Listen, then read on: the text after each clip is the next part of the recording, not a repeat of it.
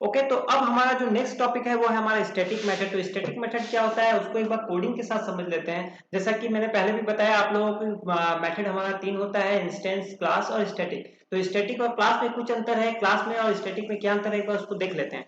तो static method क्या बोलता है, static method much like class method, एक क्लास मेथड की तरह ही इसको हम लोग बनाते हैं, लेकिन यहाँ पर जो हम लोग डेकोरेटर का यूज करते हैं वो होता है हमारा @static method, are method that are bound to the class rather than its object. और ये क्लास के ऊपर ही बेसिकली काम करता है। They do not require a class instance creation, so they are not dependent on the state of the object. और ये कारण है, और ये जाकि इसमें हम लोग ज्यादा मैनिपुलेशन नहीं कर सकते, इसलिए ये क्लास के ऊपर ही वर्क करता है, ऑब्जेक्ट पे इस पर इसका ज्यादा कुछ वर्क नहीं दिखता है।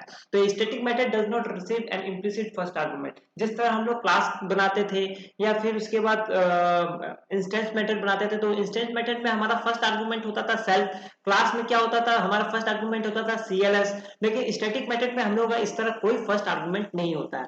The static method are used to do some utility task, और ये कुछ यूटिलिटी टास्क में काम में आता है। Class method are used for factory method, और जैसा कि मैंने पहले बताया कि क्लास मेथड जो है उसमें आप मैनिपुलेशन कर सकते हैं, मॉडिफाई कर सकते हैं, प्रिंट कर सकते हैं, राइट। और यहाँ पर जैसे कि और कुछ नहीं है, जैसे डिफरेंट बिटवीन देख लेते हैं क्या है। अच्छा, what is the uses of static method and class method in Python. The static method are used to do some utility task, जो मैंने कि आपको बताया, और क्लास मेथड का कुछ अलग वर्क है। तो डिफरेंट बिटवीन क्या है क्लास और स्टैटिक मेथड में, तो ये class method take CLS as a first parameter, जैसा कि पहले मैंने बताया, और स्टैटिक मेथड में कोई भी स्पेसिफिक पैरामीटर का जरूरत नहीं पड़ता है। और एक क्लास मेथड कैन एक्सेस और modify class state, while static method can not access और मॉडिफाई इट।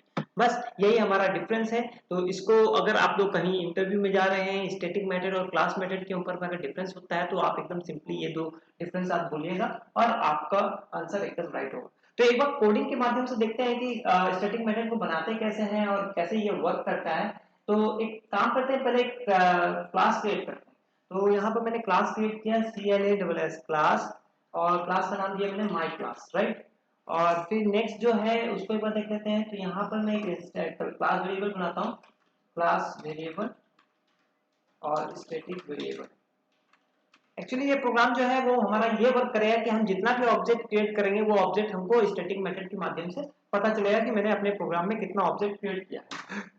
तो एक बार फिर इसके बाद n इक्वल टू 0 कर देते हैं, या n को इनिशियलाइज कर दिया, और फिर एक इंस्टेंस वेरिएबल बनाते हैं, और इंस्टेंस वेरिएबल के माध्यम से क्लास वेरिएबल को एक्सेस करते हैं। तो कैसे किया जाता है वो, def init underscore then self then my class, right, my class dot and my class dot and equal to my class dot and plus 1। Okay, जितना ऑब्जेक्ट आप क्रिएट करेंगे उतना ऑब्जेक्ट आपका यहाँ पे इंक्रीमेंट होता चला जाएगा। तो ये हमने बना दिया। अब नेक्स्ट क्या था, हमारा स्टैटिक मेथड बनाना है। तो स्टैटिक मेथड कैसे बनाता है वो एक बार देख लेते हैं। तो def number of object right, और कॉलन देते हैं यहाँ पर, और प्रिंट नंबर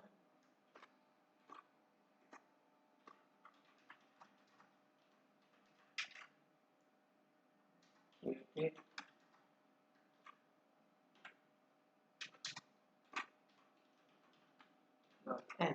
ओके, तो ये यहाँ पर हमारा हो गया।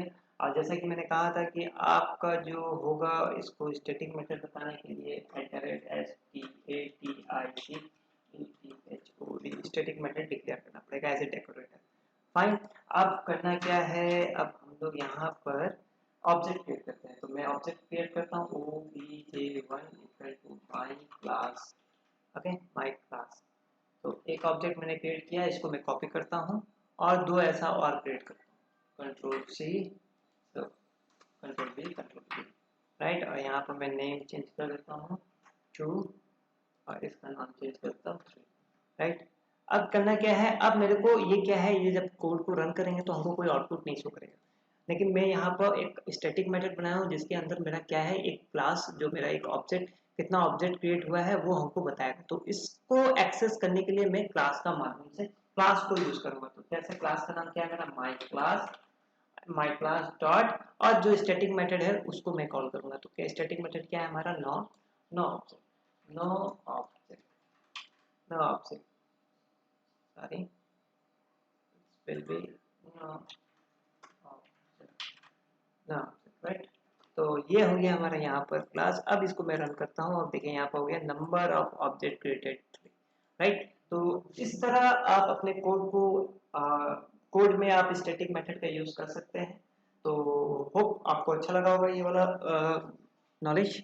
अब आगे मूव करते हैं और देखते हैं हमारा नेक्स्ट टॉपिक क्या है। तो नेक्स्ट टॉपिक जो है हमारा इनहेरिटेंस एंड पॉलीमॉर्फिज्म है। तो इनहेरिटेंस और पॉलीमॉर्फिज्म को एक्सप्लेन करता हूँ। ओके,